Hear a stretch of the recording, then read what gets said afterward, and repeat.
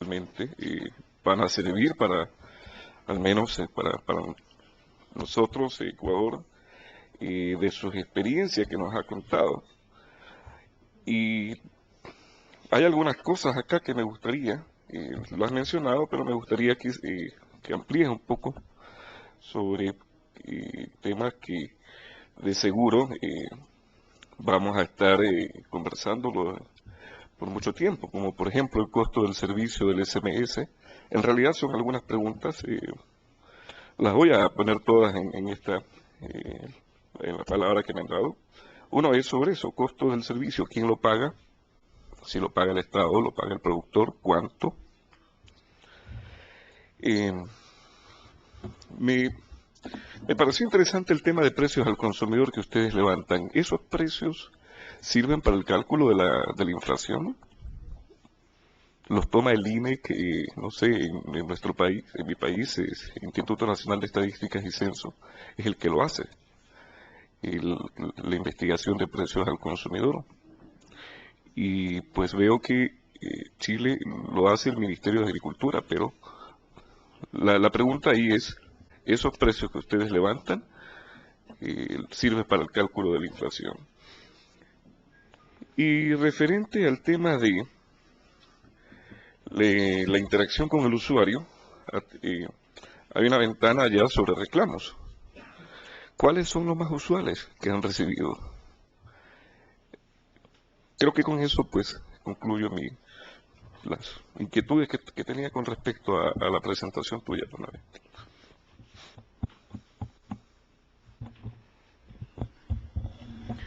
Bueno, el costo del SMS, nosotros licitamos porque en este momento, cuando empezó este proyecto el año 2006, no había ni un proveedor de servicio, por eso se hizo con la Chile, con la Universidad de Chile. En este momento hay por lo menos 3 empresas que proveen ese servicio, da lo mismo lo que tú le pongas, que mandas de información, y los costos han ido bajando. Entonces nosotros licitamos el servicio, se presentan las empresas, escogemos una.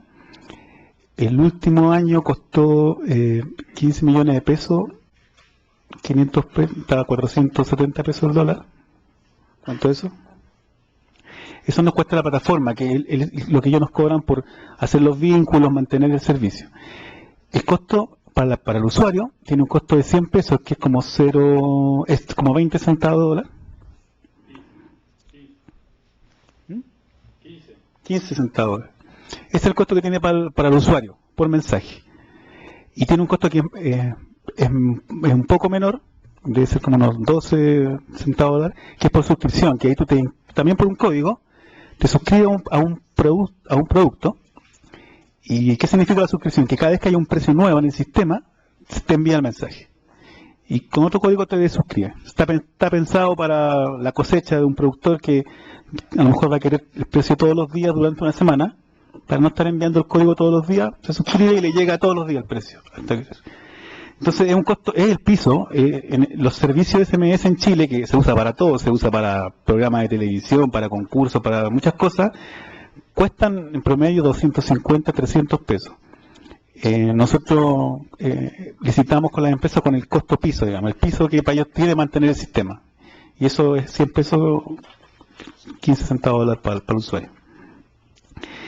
El precio consumidor, sí, nosotros empezamos a levantar precio consumidor porque justamente el INE, ellos tienen su encuesta para determinar el índice de precio del consumidor, que es el que se determina la inflación.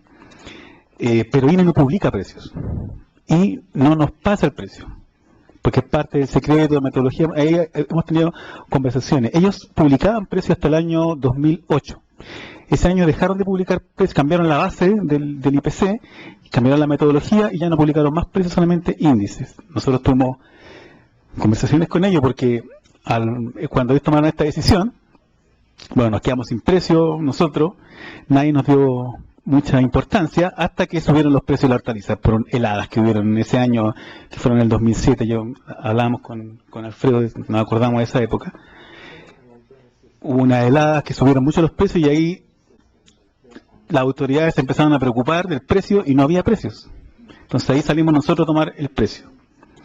En este momento estamos en esta cosa de que hay dos agencias gubernamentales que están tomando precios, estamos tratando de resolver eso, pero en este momento, para tener un precio, tenemos que salir a tomarlo nosotros. Por eso lo estamos haciendo. Pero el IPC se calcula con la encuesta del INE, que es independiente de la nuestra. Los reclamos, sí, tenemos muy pocos reclamos, o sea, estoy hablando de 1, 2 al año. Llegan muy pocos reclamos. Cuando nos han reclamado, generalmente, yo me acuerdo, porque como son pocos, me acuerdo, el último reclamo fue por un precio de flores.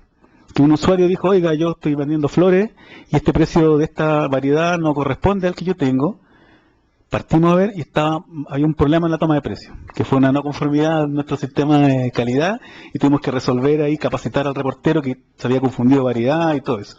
Eso es un reclamo, por ejemplo, que como te digo nos llegan muy poco.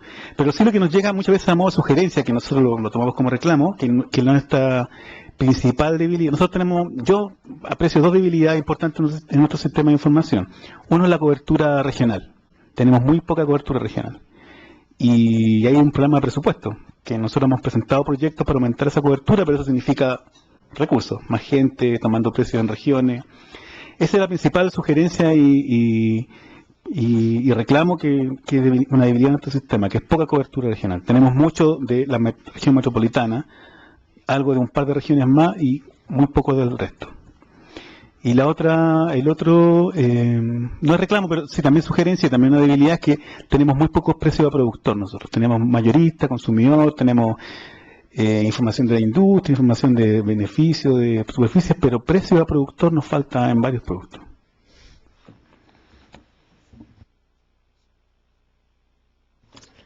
Por favor, Santos.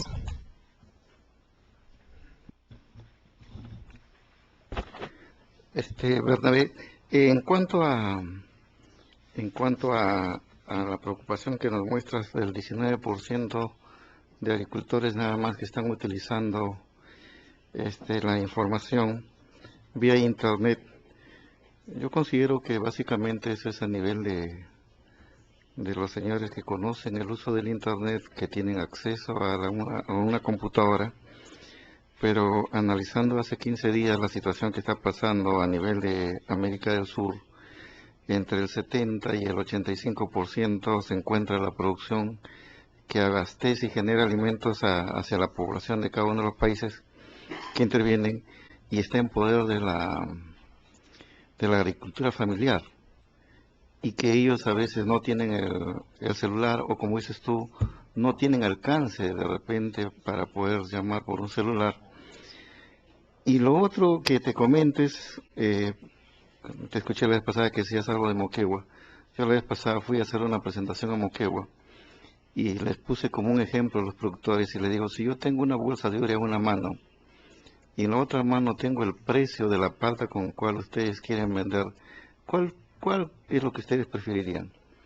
Y me contestaron pues que querían la bolsa de urea, ¿no? O sea, ¿a dónde va el mensaje? El mensaje va a que en realidad nos hemos preguntado si esa agricultura familiar ya sabe del uso o de la importancia de la información.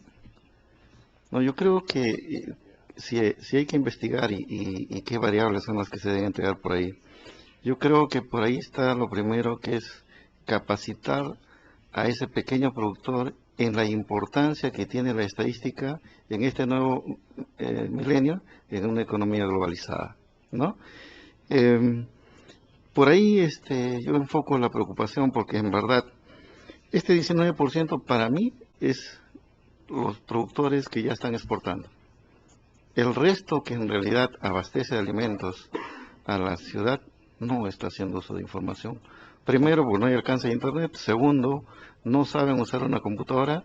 Tercero, no hay alcance. Y cuarto, no se le ha capacitado en el uso de la información y de la importancia. Gracias. Bueno, si no me alcanza eso, nosotros también tenemos el mismo diagnóstico que haces tú. Y un comentario hace una semana atrás fue un reportero de mercado, un analista y una persona del Servicio de Atención a la Ciudadanía fueron a hacer una charla a un grupo de agricultores de Curacaví, que Curacaví es una comuna que está en la región metropolitana. pequeños agricultores, productores de hortalizas, no sabían de la información de ADEPA. Y están al lado, están, no sé, a 40 minutos. Y no sabían, muchos no sabían, creo muy poco, uno o dos de una audiencia. Y todo así encontraban maravilloso lo de SMS y lo que se encontraba, pero la gente no sabe porque justamente no tienen acceso, no saben usar la información. Entonces nosotros hacemos charlas no con la frecuencia que quisiéramos, pero hacemos talleres con agricultores, que justamente tienen este objetivo de mostrar lo que tenemos, enseñarlo para qué sirve, porque una cosa es mostrarle el dato y otra cosa es decirle para qué le sirve este dato, y los medios a través de los que está disponible, y además recibir los requerimientos de ellos. O sea, ¿qué necesitan? ¿Qué información necesitan después de que tú le muestres lo que tiene? Si les sirve y qué necesitan. Pero es una falencia que hay que trabajar en ella, pero es de largo plazo, porque tiene que ver con una cosa educacional. Bon, por favor. Commendations to Bernard.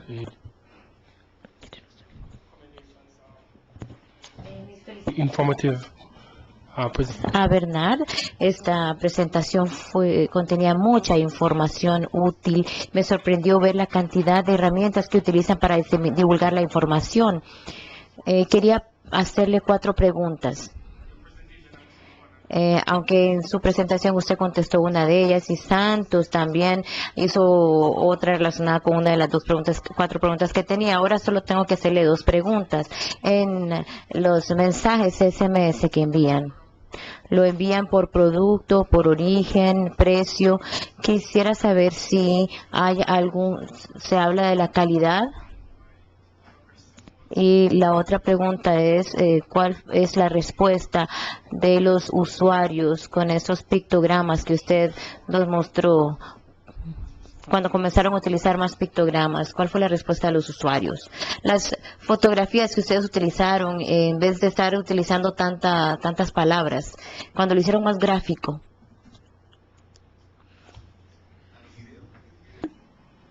¿O cuál? Ah, ok.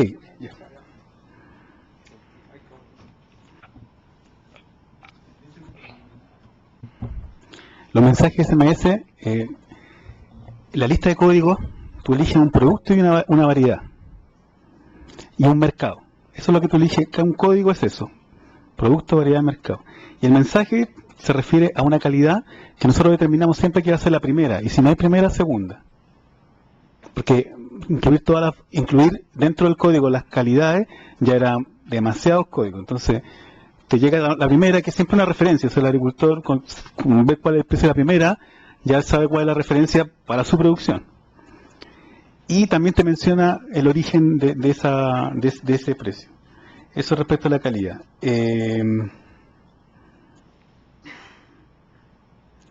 La segunda era la respuesta a los SMS, ¿no? ¿Cuál era la respuesta a los al SMS, no? I was asking what was the user's. Sí, quería saber cuál fue la respuesta de los usuarios, porque usted dijo que habían modificado el sitio web. En lugar de utilizar tantas palabras, utilizaban más cosas gráficas. Entonces quería saber cuál había sido la respuesta de los usuarios ante ese cambio. Sí, mira, cuando tuvimos 2 tipos de respuesta. El usuario antiguo nuestro reclamó, porque le habían cambiado las cosas. Pero los usuarios nuevos le gustó más. O sea, le encontraban más fácil el acceso. El usuario antiguo, el que estaba más habituado a hacer el mismo recorrido, aunque fuera complicado, como se lo cambiaste, le afectó. Pero, como tú viste en el gráfico, no empezó a aumentar mucho el nivel de usuario y el nivel de satisfacción se mantuvo. O sea, a los nuevos usuarios les gustaba el nuevo diseño. Nosotros lo que aprendimos con eso fue que hay que evitar los cambios bruscos, hay que evitarlos, no es que siempre sea, no se puede hacer. Nosotros tuvimos un diseño de web que se mantuvo durante mucho tiempo, con muy pocos cambios. Entonces llegó un momento en que ya había que desarmarlo y armarlo de nuevo. Hay que evitar, lo que aprendimos que hay que evitar es que eso suceda, y la forma de evitarlo es ir cambiando la página siempre. Las páginas no pueden estar estáticas, siempre tienes que ir cambiándola para evitar que se te ponga demasiado anticuada. Entonces, ahora no tenemos miedo a eso y estamos cambiando la página a cada rato, abrimos nuevas secciones, modificamos acá, checamos acá, y hay una continua modificación del sitio de manera de que tú por un lado vas mejorando el diseño de la página, mejorando los accesos, sobre todo si vas incluyendo más productos, y evitas hacer un cambio brusco. Y el usuario se va acostumbrando a poco. Nosotros, como te digo, anteriormente lo que nos pasó fue que hicimos muy pocos cambios y llegó un momento que la página había que echarla entera abajo y construirla de nuevo. Y eso generó un trauma en el usuario. Para evitar eso, lo mejor, lo que creemos nosotros, lo que aprendimos es que es mejor hacer cambios continuamente y no tener susto a cambiar el diseño de manera que no se te vaya poniendo muy anticuada la página. Y con respecto a los pictogramas, bueno, ahí también sucede lo mismo. El usuario de alto nivel educacional o sofisticado, digamos, el analista, no sé, lo encuentra un poco infantil. Pero el agricultor, el usuario de menor preparación académica, le gusta, lo encuentra más fácil. Entonces depende a quién quieres apuntar. Si tú quieres tener un sitio para la elite, no pongas dibujo. Pero si quieres un sitio que sea de fácil acceso, que es nuestro objetivo a los agricultores, tienes que hacer un diseño que sea de fácil lectura para ellos. Aunque se te enojen lo otro. Pero tienes que elegir, o sea, hay un momento que hay que elegir. Igual nosotros hicimos una opción intermedia, pero sin duda recogimos la recomendación de usar pictogramas y dibujos que fuera una cosa más intuitiva, para hacer más fácil encontrar el dato al usuario con menos experiencia en web. Ese era el objetivo. Por lo tanto, los otros se nos enojaron, pero bueno, teníamos un objetivo que iba más allá de eso.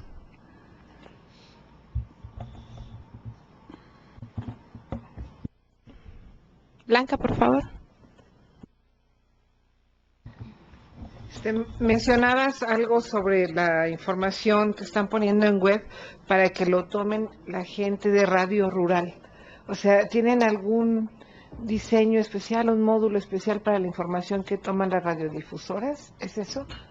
Porque nosotros en el SNIM cada semana, cada semana le enviamos información a 2 radiodifusoras y les tenemos que hacer sus mensajes cortitos que no duren más de 20 segundos con ciertas características, pero se los mandamos hechos a ellos solitos. Sería muy bueno también tenerlo en internet, ¿no? Porque son mensajes del resumen de la semana, diríamos.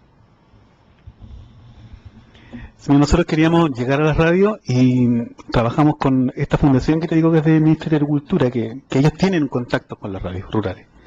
Entonces trabajamos con ellos en cómo hacerlo y determinamos que eso era lo mejor. Creamos un producto que por consejo de ellos y conversando con ellos tenía que estar adecuado a las radios rurales, que el problema de las radios rurales en Chile es que les falta programación. Ellos agradecen cuando hay algo que puedan poner. Entonces creamos una cosa que está diseñado para ello. Un formato corto, con cosas que creemos que tienen una audiencia importante en el rural, que sea de interés para los agricultores. Y como te digo, la clave fue hacerlo bien hecho técnicamente, bien grabado, buena calidad de audio. Y se graba en las oficinas de Fukuoka, que ellos tienen un estudio de radio. Entonces, con buenos micrófonos, eso fue la clave, ¿eh? Para que las radios les gustara.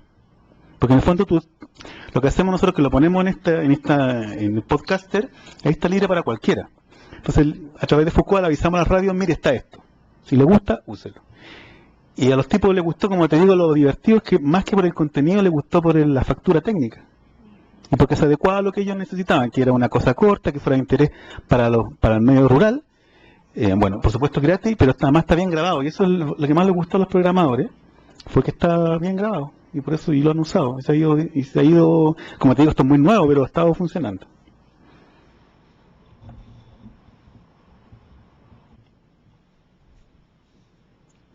Por favor, Apolinar.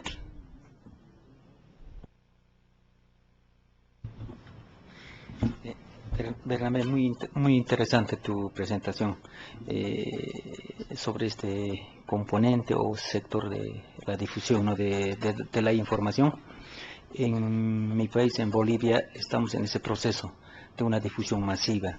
Quisiera conocer respecto a cuánto lo asignan o en ese sector el presupuesto anual y quién lo asigna.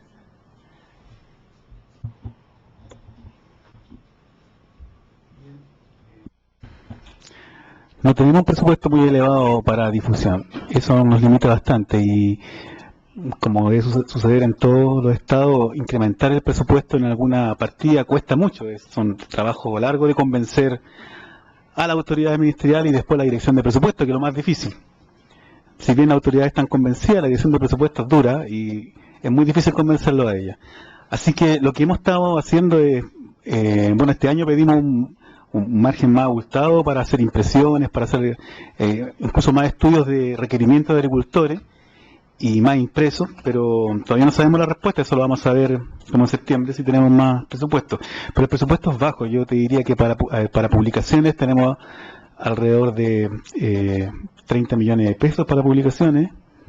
Estos programas de radio, esto es gratis, o sea, no tenemos presupuesto. La página web es lo que cuesta con las personas que trabajan en informática. Los SMS, como te digo, el contrato nos costó la última vez 15 millones de pesos, eso puede ir bajando. Para hacer charlas y difusiones tenemos muy poco presupuesto. Ahí hay muy poco, incluso lo sacamos del presupuesto general de ODEPA. No tenemos mucho presupuesto para hacer una difusión grande, estamos haciendo lo que podemos con los pocos recursos. Y para llegar a los agricultores vemos que es caro, entonces lo que estamos tratando es reducir algunos productos, como estos impresos que teníamos antes, los vamos a bajar al mínimo para destinar eso a formatos baratos y más masivos, y la distribución queremos hacerla en colaboración con otras agencias del Ministerio. El INDAP, que es el Instituto de Desarrollo Agropecuario, que en el Ministerio de Agricultura de Chile es el organismo que hace la asistencia técnica a los pequeños agricultores. Ellos tienen oficinas hasta a nivel de comuna, donde llegan los agricultores a pedir instrumentos, a pedir créditos. Entonces la idea es, a través de ellos, del INDAP, distribuir los impresos que hagamos, que es lo más caro, digamos, más que imprimirlo o hacerlo es la distribución.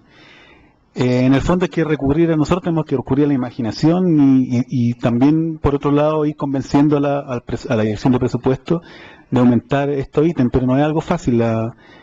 Como te digo, un trabajo largo nos va a costar, yo creo, tener más presupuesto para hacer difusión. Así que por lo pronto trabajamos con lo que podemos disponer y reasignando partidas dentro de la misma institución.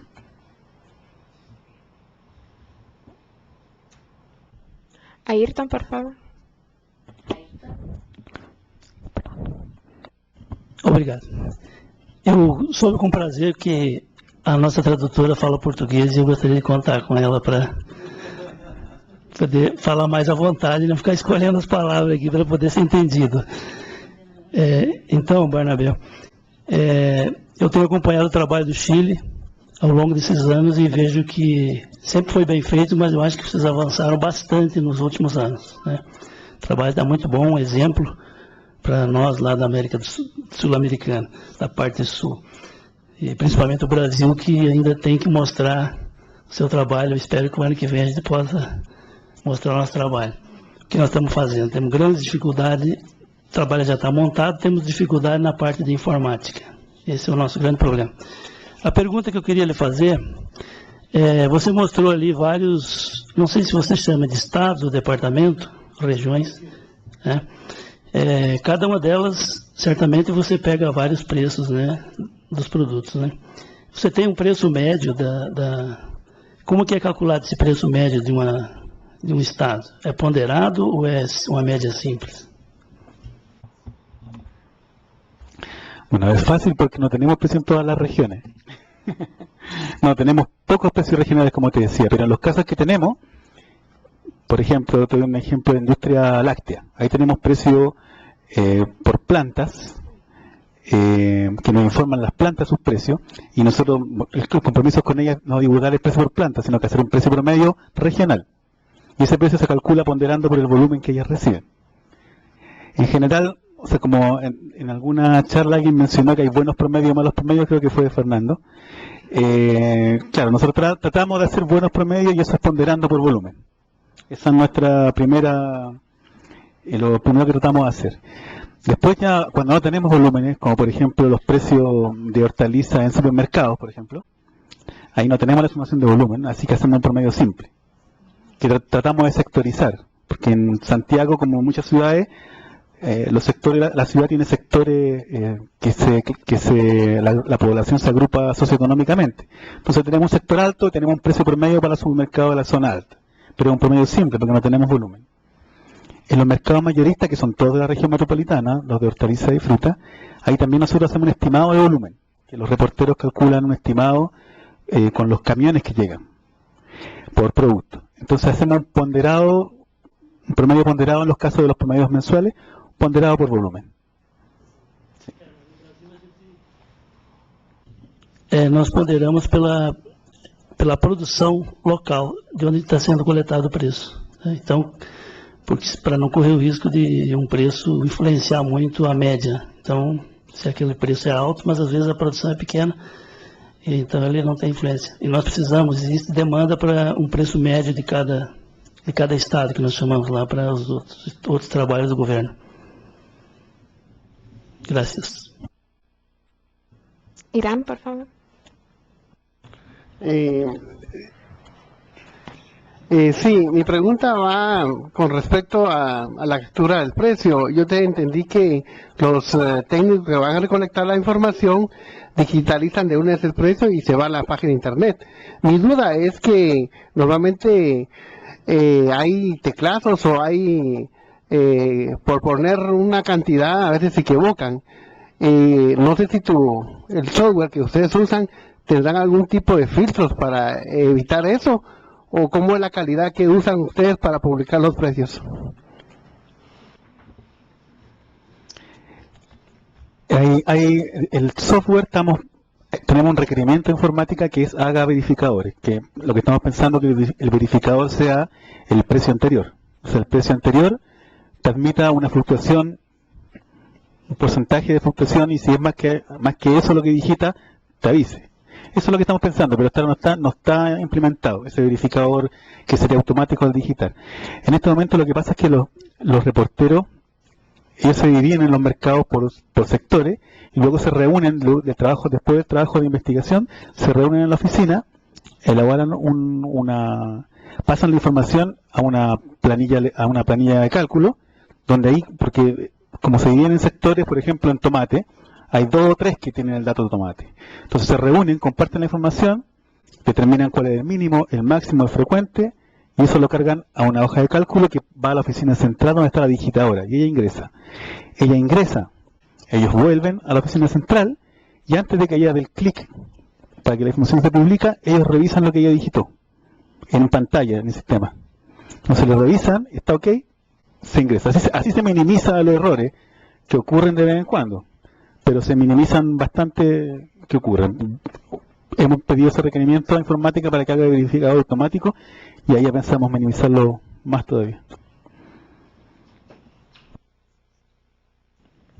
¿Alguna otra pregunta?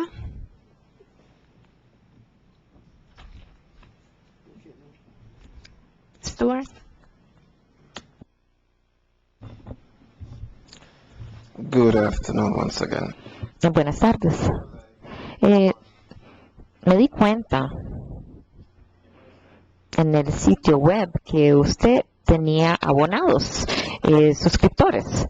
¿Hay una diferencia entre un usuario, un cliente abonado o suscriptor, y cuánta la información es libre para una persona que no está abonada al servicio?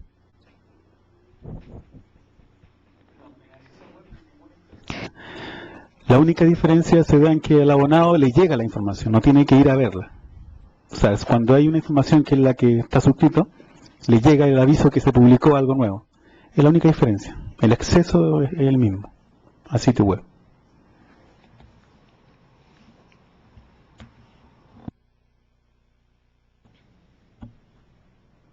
¿Existe alguna otra pregunta para Bernabé?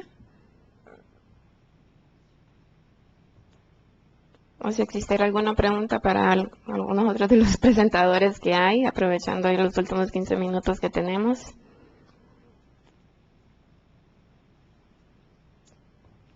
Bueno, yo en lo particular quisiera hacerle una pregunta pequeña al doctor Palmer, ¿verdad? Se habló del tiempo ¿verdad?, de la hora de la recolección de los datos, pero creo que no se habló de la hora o del tiempo adecuado para poder diseminar el reporte que se hace con los datos que se recolectan. Algunas personas piensan que entre más temprano se disemina el reporte es mucho mejor, porque le daría oportunidad al productor de correr a la finca, cosechar y llegar al mercado. Pero algunos que, bueno, sabemos que no, que la mayoría de la gente no cosecha en la tarde, sino que cosecha o muy tarde, ¿verdad?, en el día o temprano en la mañana, para evitar lo que es el calentamiento, ¿verdad?, del producto. Entonces, en mi opinión, yo considero de que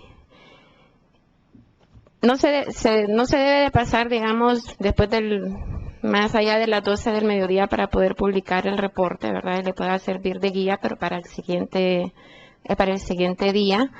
Y de esta manera no se le daría la presión al reportero de hacer el recorrido en el mercado rápido, porque al tener la presión que tiene que llegar a la oficina 8 de la mañana, 7:30, porque el reporte tiene que salir a las 9, posiblemente no le daría la oportunidad de poder recorrer todo el mercado y de poder tener la mayor cantidad de informantes por producto. Entonces, en base a su experiencia, doctor Palmer, quisiera ver qué opina sobre esto. Good. Thank you. Muy interesante su punto de vista, porque algo que yo siempre abogo o siempre aconsejo, en México son como, digamos, a las 10, se calienta más temprano, nosotros a la 1, digamos, el límite en México es 10 de la mañana, en Estados Unidos es a la 1, y empiezan los informes a enviarse a las 11. Si se están enviando informes, salen a las 4 de la tarde. La mayoría de las ventas en este momento han ocurrido por la mañana, desde las 8 hasta la 1 de la tarde. Entonces, no vale la pena ir a hablar con estos vendedores más temprano que las 8. Entonces varía. Realmente creo que es difícil estipular una hora exacta, y es difícil que una persona a las 10 sepa cuál es el precio del mercado. Usted espera ir al mercado cuando usted tiene que ir. Si yo voy cada martes y jueves, voy como productor y reportero, y necesito un precio para saber cuál es el precio en el mercado al día siguiente. Entonces, usted debería seguir sus manuales, el procedimiento establecido, y determinar cuándo es el mejor momento para hablar con el usuario, dependiendo de cuánto tiene que enviarse la información. Algo positivo es que si tiene que salir la información a la 1 o a las 10 de la mañana o a las 11, debe hacerse a esa hora todos los días, no debería variarse. Algunos informes que no son informes, hay informes que no dependen de usted, de sus datos, pero podrían tener tiempos de liberación variables. Pero los precios de mercado, si usted los tiene en su manual o en sus manuales, ese detalle de que tienen que salir a las 10, tiene que ser a las 10. Y usted tiene que ver cómo logra hacer su investigación para cumplir con esa hora, porque hay que darle tiempo a los reporteros para que hagan su investigación bien hecha.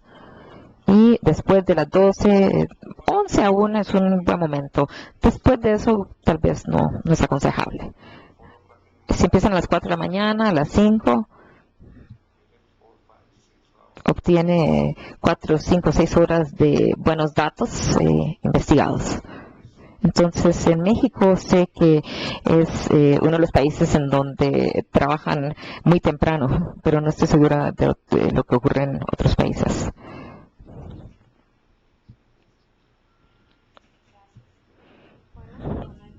No hay más preguntas, creo. Entonces ya proceder. Perdón. Lester, por favor, perdón.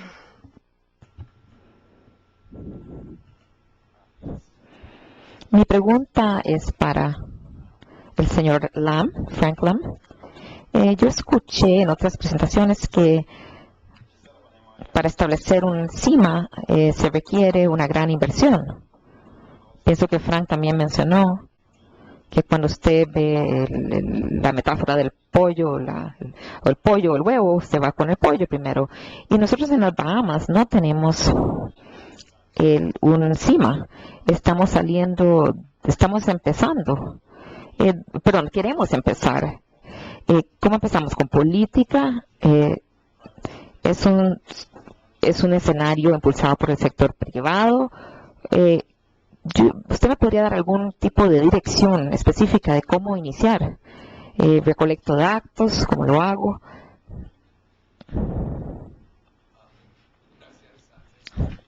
El caso de las Bahamas es muy particular porque, como mencionabas, es un país que está muy cerca de Estados Unidos, que importa $500 millones anualmente en alimentos, con una población muy concentrada en prácticamente la capital, que es Nassau.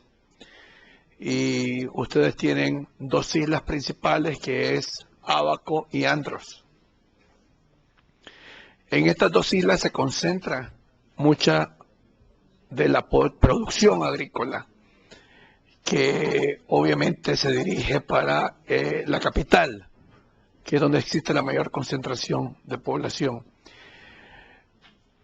Obviamente que lo hablábamos ayer en mi presentación y creo que muchos de ustedes también lo comentaron, el concepto o el componente de la institucionalización del sistema de información de mercado o del concepto de la información de mercado es definitivamente la base para poder no solamente fortalecer, sino también desarrollar un nuevo sistema.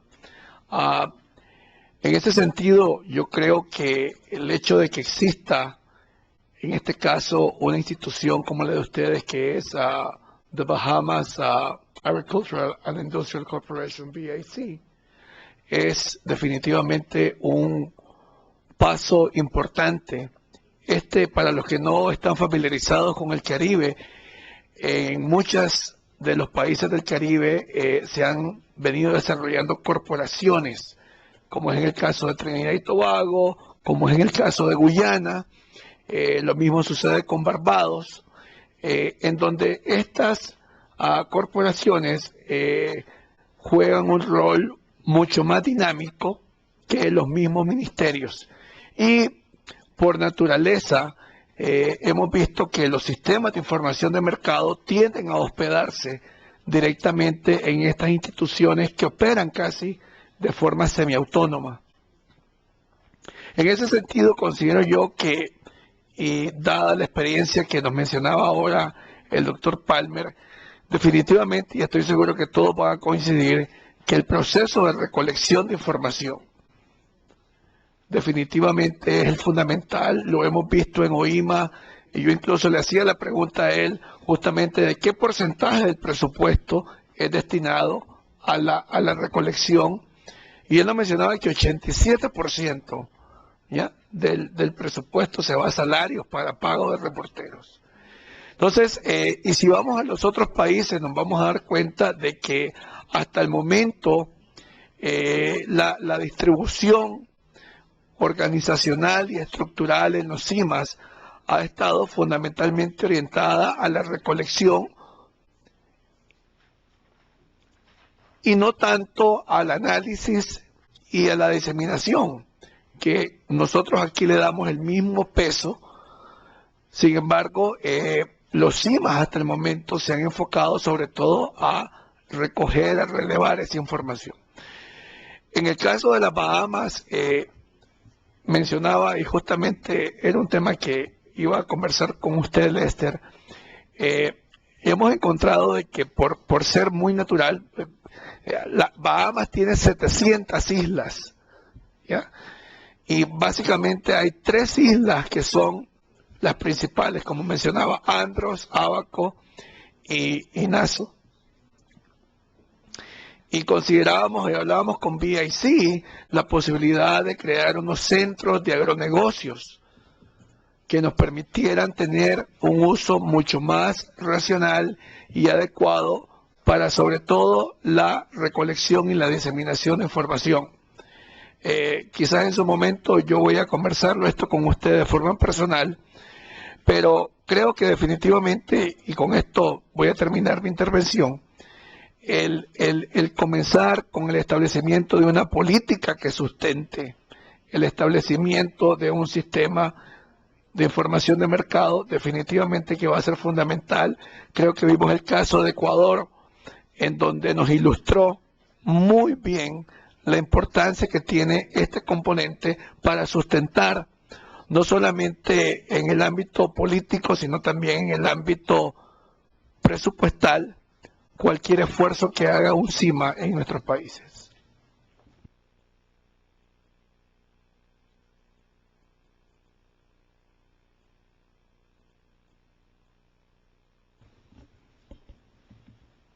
¿Más preguntas?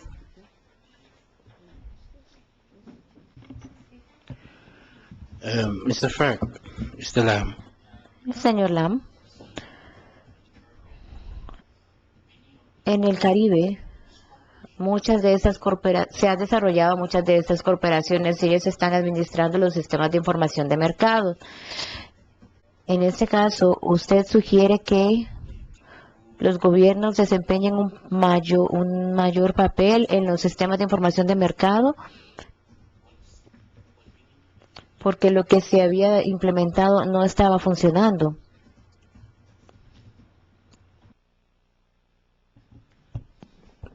Definitivamente yo creo que el sector público, y podemos mencionar que, y quizá me corrigen si me falta u omito alguno, pero creo que sería probablemente el caso de Colombia y Honduras, en donde actualmente el sistema de información de mercados no está directamente bajo la sombra o la sombrilla del ministerio. Y corríjame si estoy equivocado, tal vez hay otro país. Lo que quiero decir con esto es que todos hemos entendido hasta ahora que la información de mercados es un bien público. Y definitivamente que al ser un bien público, el rol del gobierno a través de instituciones públicas o a través de instituciones semiautónomas, definitivamente es el motor que puede estar por delante. Hay muchas iniciativas que hemos conocido. Justamente acabo de recibir un correo electrónico en donde hay un proyecto en el sur de México, en el estado de Chiapas, que están interesados en establecer un sistema de información de mercados agrícolas. Y lo primero que les contesté hoy es hablar con el STEAM. Porque lo que hemos venido encontrando en muchos países, y se lo digo con toda sinceridad, lo vivimos en Centroamérica hace unos meses. Se quería establecer un sistema de información de mercados para frutas, de forma paralela al trabajo que vienen haciendo las instituciones. Entonces yo creo de nuevo que el rol en este caso del Estado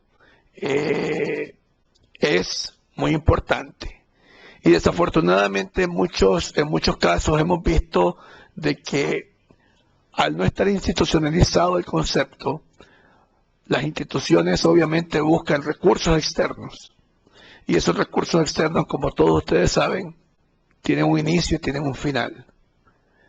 Esos proyectos son de una vida muy corta y muchas veces no tienen una estrategia de salida que permita darle continuidad a esas actividades. Y si ustedes podemos ver el caso del Caribe, donde tuvimos una experiencia con muchos recursos para establecer un sistema regional de información de mercados, el cual fracasó. Y hoy CARICOM nuevamente quiere establecer un sistema regional de inteligencia de mercados, pero con un enfoque probablemente diferente y aprendiendo de las lecciones. En ese sentido, y yo siempre he defendido la tesis ante CARICOM, de que no podemos, y ante los colegas aquí en Centroamérica se los he mencionado, no podemos establecer un sistema regional de inteligencia de mercado con sistemas de información de mercados débiles en los países. Porque para mí eso es la receta para fracasar. Entonces, creo yo, y con esto termino, y espero haber contestado tu pregunta, el papel del Estado, bajo el concepto de que la información de mercados es un bien público, definitivamente juega un papel muy importante en echar adelante este tipo de iniciativas.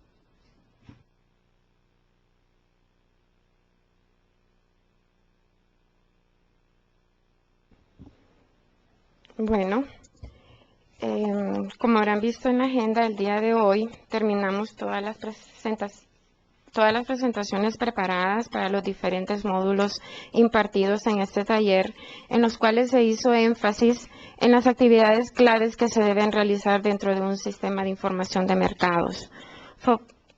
Considero que fue una jornada de trabajo fructífera.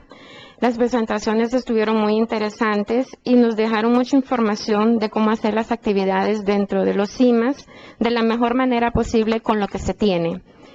Creo que muchos de nosotros replicaremos en nuestros CIMAS lo aprendido dentro de este taller y le agradecemos a todos nuestros colegas que presentaron el tiempo invertido que tuvieron para poder hacer las presentaciones y apoyar en el desarrollo de la temática de este taller.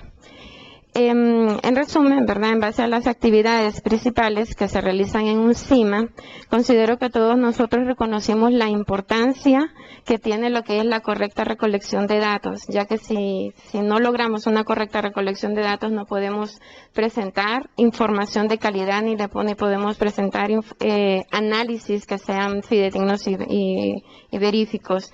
Y nuestra recolección pues está basada en nuestros reporteros y nuestros informantes, ¿verdad? Ya con la presentación del doctor Fernando Parnell ya nos dio el perfil, ¿verdad? Muchos requisitos que debemos de buscar en nuestros reporteros, ¿verdad? Para que sean parte clave de nuestro equipo de trabajo y también en nuestros informantes poder mantener pues buenas relaciones con ellos y tratar de no romperlas y siempre buscar más informantes para los productos que nosotros estamos recolectando dentro del mercado.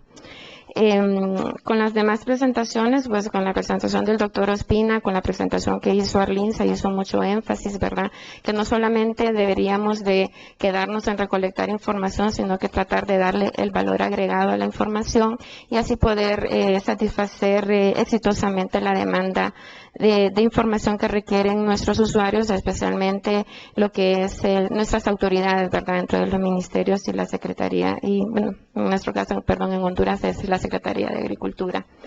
Y pues, y un factor muy importante, ya una vez teniendo la información, pues es la diseminación, ¿verdad? Le agradecemos a Bernabé que nos haya ilustrado todos los posibles medios por los cuales nosotros podemos estar diseminando la información, ya sea de una manera gratuita o ya sea de una manera pagada, ¿verdad? Y como le digo también para que aquellos CIMAS que no tenemos un gran presupuesto para diseminar información, pues tratar de buscar patrocinadores para ver cómo podemos llegar a todos nuestros clientes, en especial al pequeño productor.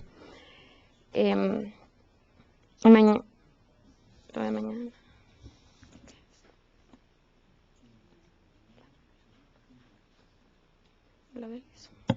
Okay. También le agradecemos a Blanca, ¿verdad?, por haber presentado todo el trabajo que realizó el SNIM para poder certificar sus actividades. En realidad, es admirable, ¿verdad?, todo el trabajo que ustedes realizaron, y yo creo que tengo un montón de preguntitas que hacerte que después no nos salimos de acá. Entonces, y creo que es muy importante tener documentado, ¿verdad? Una de las lecciones que nos quedaron de tu presentación es poder documentar todas las actividades que nosotros realizamos dentro del CIMA, y así pues si y que sea mucho más fácil si no existieran las personas que están encargadas por X o Y razón, ¿verdad? No llegan a trabajar un día, tienen los manuales para que otra persona lo pueda realizar, y también estos manuales son muy importantes para poder capacitar al nuevo personal que pueda estar reclutando el sistema de información. Entonces, no sé si existiera algún otro comentario que alguien quisiera hacer. No, pues entonces en esto damos por cerrada esta jornada de trabajo, y solo comentarles que nos queda el día de mañana, ¿verdad?, donde visitaremos el mercado del Senada, el cual pues les rogamos por favor que sean puntuales mañana, es a las 5 de la mañana. Gracias, Enid. Un par de avisos. Mañana vamos a estar visitando el mercado Senada, que es el principal mercado mayorista en la ciudad de San José. La visita, esperamos nosotros poder apreciar, compartir el proceso de recolección de información, y por esa razón mañana del hotel, del lobby, vamos a estar saliendo a las 5:15 de la mañana, de tal forma que podamos llegar a las 5:30 al mercado, y desde las 5:30, como ven en sus agendas, hasta las 7:30 de la mañana vamos a estar recorriendo el mercado. Para ello, aunque les vamos a dar más datos de logística, pero mañana lo que vamos a hacer es que nos vamos probablemente a dividir en dos grupos, los que hablamos inglés y los que hablamos español, de tal forma que los intérpretes se van a ir con el grupo que habla inglés, de tal manera que el guía les vaya indicando todos los procesos y ustedes puedan tener una mejor interacción. Y por el otro lado, vamos a ir con el grupo que habla español.